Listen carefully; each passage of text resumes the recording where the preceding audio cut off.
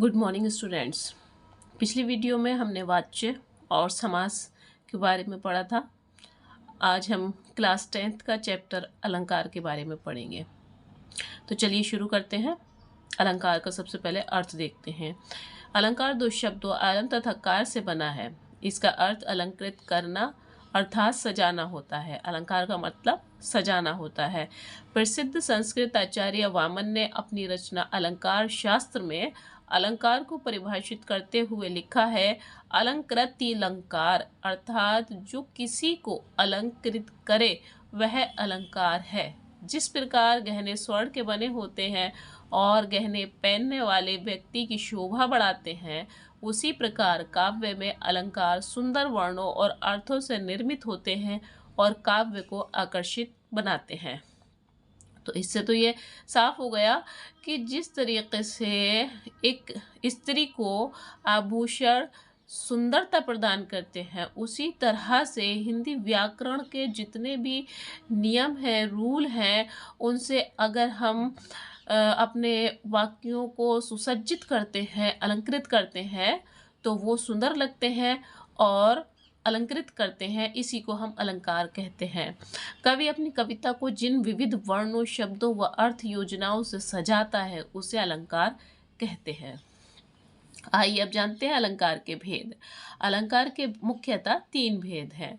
शब्द अलंकार, जो शब्दों के आधार पर होते हैं, उन्हें शब्द अलंकार कहते हैं। अर्थ अलंकार, जो अर्थ के आधार पर, वाक्य के अर्थ के आधार पर जो सुसज्जित होता है, उसे अर्थालंकार कहते हैं। और जो दोनों के आधार पर सुसज्जित होता है, उसे उभय अलंकार कहते हैं। तो इसकी व्याख्या इस प्रकार करेंगे। शब्द अलंकार की व्याख्या करते हैं सबसे पहले कि शब्द निर्माण की प्रक्रिया में ध्वनि तथा अर्थ का महत्वपूर्ण समन्वय होता है। ध्वनि के आधार पर काव्य में उत्पन्न विशिष्टता अथवा साज सज्जा शब्द अलंकार की सृष्टि करते हैं। अब आता है अर्थ अलंकार। ऐसे शब्द जो वाक्य में प्रयुक्त होकर उसके अर्थ को चमत्कृत एवं अलंकृत करते हैं, उसे अर्थालंकार कहते हैं।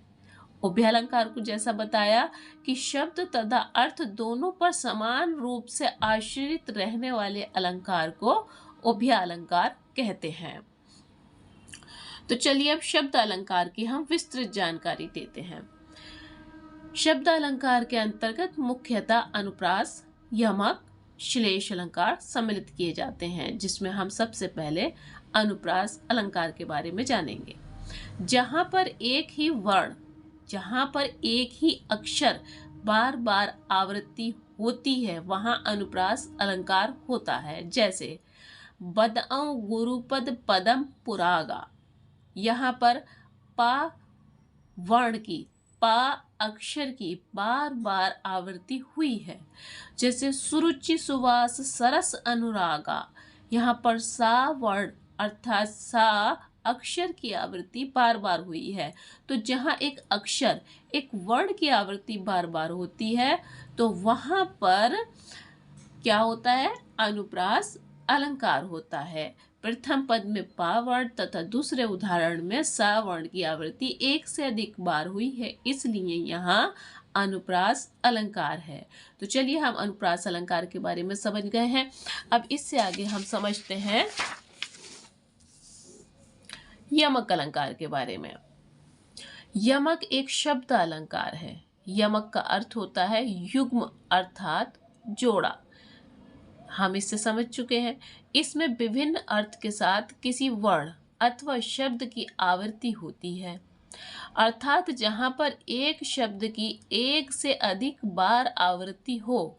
जैसे अभी हमने पीछे पढ़ा यमक में कि वहाँ एक अक्षर की आवृत्ति बार बार होती थी, यहाँ पर एक शब्द की आवृत्ति बार बार होगी और हर बार उसका अर्थ भी अलग अलग होता है, वहाँ यमक अलंकार होता है।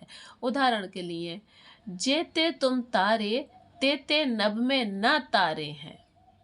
दूसरा उदाहरण है, कनक कनक ते 100 गुनी मादकता अधिकाय, ब पाए बोराए ब खाए बोराए।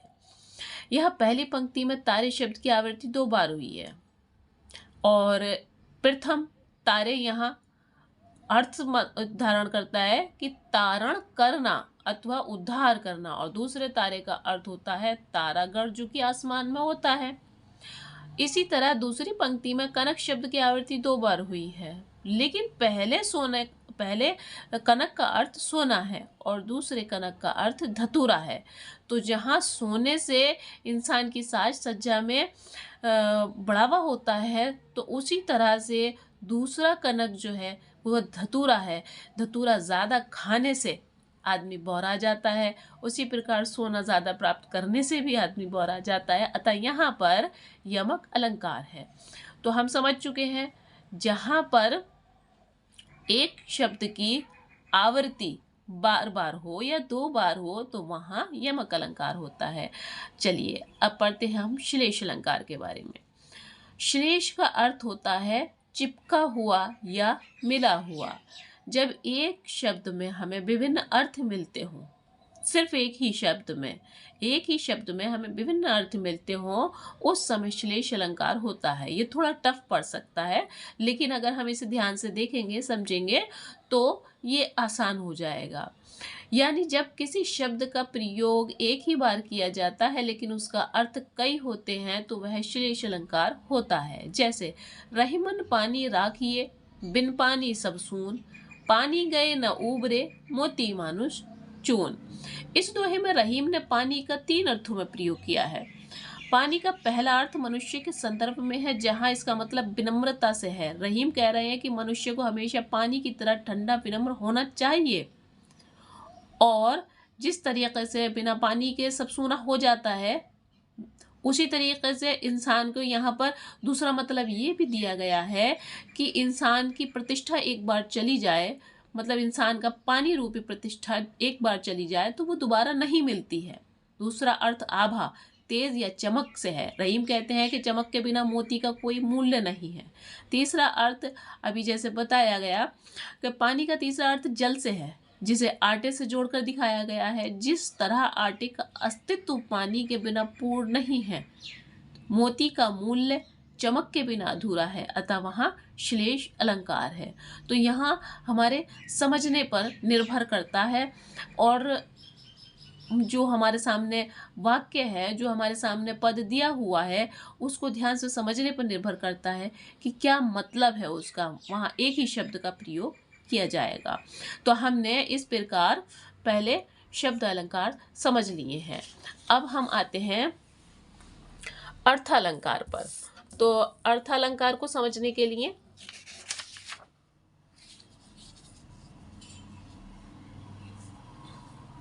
अब हम शुरू करते हैं अर्थालंकार। पहले इसके भेद जान लेते हैं। अर्थालंकार के अंतर्गत उपमा, रूपक, उत्प्रेक्षा, अतिशयोक्ति और मानवीकरण अलंकार सम्मिलित किए जाते हैं। तो सबसे पहले इसका पहला जो उदाहरण है उपमा अलंकार। तो उपमा का अर्थ होता है तुलना करना अथवा समानता। जहाँ पर 2 वस्तुओं की तुलना उनके रूप, रंग, गुण के अनुसार की जाए, उसको उपमा अलंकार कहते हैं। उदाहरण के लिए हरिपद कोमल कमल से। इस काव्य पंक्ति में कृष्ण के पैरों को कमल के समान कोमल बताया गया है, अर्थात पैरों की तुलना कमल से की गई है। तो इसकी पहचान जो है सा, सी, से, सम, सरिस आदि शब्द इस प्रकार के अलंकार में प्रयोग अथवा देखने को मिलते हैं। तो इसकी पहचान हम आसानी से कर सकते हैं। हरिपद कोमल कमल से, तो यहाँ कौन सा शब्द प्रयुक्त हुआ? से। तो हम आसानी से पहचान सकते हैं कि या तो तुलना की गई है, या किसी के समान बताया गया है, या फिर यहाँ पर से शब्द प्रयुक्त किया गया है, तो उपमा अलंकार हुआ। अब आते हैं हम रूपक अलंकार पर। रूपक शब्द का अर्थ होता है एकता, वस्तुओं के बीच अभिन्नता को स्पष्ट करना रूपक अलंकार का मुख्य गुण है। उदाहरण, बीती विभावरी जागरी, अंबर पनघट में डुबो रही, तारा घट उषा नागरी। इस काव्यांश में अंबर यानी कि आकाश रूपी पनघट में उषा यानी कि सुबह की पहली किरण को डुबकी लगाते हुए प्रस्तुत किया गया है। अतः यहाँ रूपक अलंकार है। जो चीज होती नहीं उसे होता हुआ दिखाया गया है, तो वहाँ सिर्फ एक कल्पना तो वह रूपक अलंकार है। अब आता है हमारा तीसरा उत्प्रेक्षा अलंकार। उत्प्रेक्षा का अर्थ होता है किसी वस्तु के संभावित रूप की उपेक्षा करना। जहां पर उपमेय में उपमान की संभावना प्रकट की जाती है वहां उत्प्रेक्षा अलंकार होता है। उत्प्रेक्षा अलंकार में मनु, मानो, जनु, जानो इत्यादि शब्दों का प्रयोग किया जाता है। जिस तरह से उपमा अलंकार में हमने सा, सी, से, सम, सरिस आदि शब्दों से इसकी पहचान की थी, उसी प्रकार उत्प्रेक्षा अलंकार में मनु, मानो, जनु, जानो इत्यादि शब्दों का प्रयोग आम बात है किया जाता है। जैसे उदाहरण, फूले कास सकल मही छाई, जनु बरसा ऋतु प्रकट बुढ़ाई। इस काव्य में कांस के फूल उपमेय है में वर्षा की ऋतु बुढ़ापे की संभावना प्रस्तुत की गई है। जहां प्रस्तुत में अप्रस्तुत की संभावना प्रकट की जाए वहां उत्प्रेक्षा अलंकार होता है। यहाँ कांस के फूल प्रस्तुत हैं लेकिन वर्षा ऋतु पर बुढ़ापा अप्रस्तुत है। तो यहाँ समझ में आया। और सबसे आसान पहचान है, मनु, मानो, जनु, जानो इत्यादि शब्दों का प्रयोग किया जाता है। यहाँ समझना हमें मुश्किल नहीं होगा। इसके आगे अब हम पढ़ते हैं अतिशयोक्ति अलंकार। जब किसी की अत्यंत प्रशंसा करते हुए कोई बात बहुत बढ़ा चढ़ाकर अथवा लोक सीमा का उल्लंघन करके कही जाए वहां अतिशयोक्ति अलंकार होता है। तो अतिशयोक्ति के तो जैसा शब्द है और जैसी बात है अतिशयोक्ति, तो उसके हम नाम से ही समझ जाते हैं। उदाहरण के लिए, वह शर इधर गांडीव गुण से भिन्न जैसे ही हुआ, वह शर इधर गांडीव गुण से भिन्न जैसे ही हुआ, धड़ से जयद्रथ का सिर छिन्न वैसे ही हुआ। यहाँ अर्जुन के धनुष से तीर निकला भी नहीं है और जयद्रथ का सिर कटकर धड़ से अलग हो गया। अतः यहाँ बात को बहुत बड़ा चढ़ाकर प्रस्तुत किया गया है, तो वहाँ क्या होता है, अतिशयोक्ति अलंकार होता है। अब आता है मानवीकरण अलंकार। जहां जड़ वस्तुओं अर्थात प्रकृति पर मानवीय चेष्टाओं का आरोप किया जाता है वहां मानवीकरण अलंकार होता है। जैसे, आ रही रवि की सवारी, नव किरण का रथ सजा है, कली कुसुम से पथ सजा है, बादलों से अनुचरों ने स्वर्ण की पोशाक धारी। इस काव्याश में सूर्य का मानवीकरण करके उसकी एक ऐसे राजा से कल्पना की गई है जो धरती पर उतरने की तैयारी में है और इसमें बादलों को अनुचर यानी कि नौकर कहा गया है। तो इस प्रकार हमने शब्द अलंकार और अर्थालंकार को पढ़ा। अब आते हैं हम उभय अलंकार पर। उभय अलंकार का एक उदाहरण है, कजरारी अखियन में कजरारी न लखाए, कजरारी अखियन में कजरारी न लखाए। जैसे, अब इसका पहले भेद पढ़ते हैं। उभय अलंकार के दो भेद हैं, संसृष्टि अलंकार और संकर उभय अलंकार। संसृष्टि का हम इसकी परिभाषा स्पष्ट करते हैं। संसृष्टि अलंकार में कई अलंकार मिले होते हैं लेकिन उनकी पहचान में कोई कठिनाई नहीं होती। संसृष्टि में कई शब्द अलंकार, कई अर्थालंकार या कभी कभी कई दोनों एक साथ रह सकते हैं। भुक्ति भतनु शोभा सुहावा, सुरपति सदनु न परतर पावा। इसी प्रकार संकर अलंकार है। जिस प्रकार नीर शीर अर्थात पानी और दूध मिलकर एक हो जाता है, उसी प्रकार संकर अलंकार में कई अलंकार इस प्रकार मिल जाते हैं कि उनको अलग करना असंभव होता है।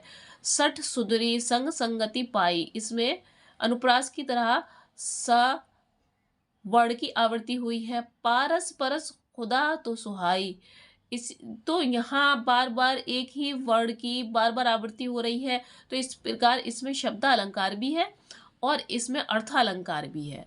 तो जहाँ शब्द अलंकार और अर्थालंकार दोनों मिले हुए होते हैं, ये बात तो क्लियर हो गई, वहाँ उभय अलंकार होता है। उम्मीद है कि आपको अलंकारों के बारे में समझ में आया होगा और अगर आपको समझ में आए तो मेरी वीडियो को लाइक, शेयर और सब्सक्राइब ज़रूर करिए और इंतज़ार करिए अगली वीडियो में हम मिलेंगे ऐसे चैप्टर के साथ जिससे कि आपको समझने में, लिखने में, पढ़ने में और एग्ज़ाम में आसानी हो। तब तक के लिए गुड लक, गुड बाय।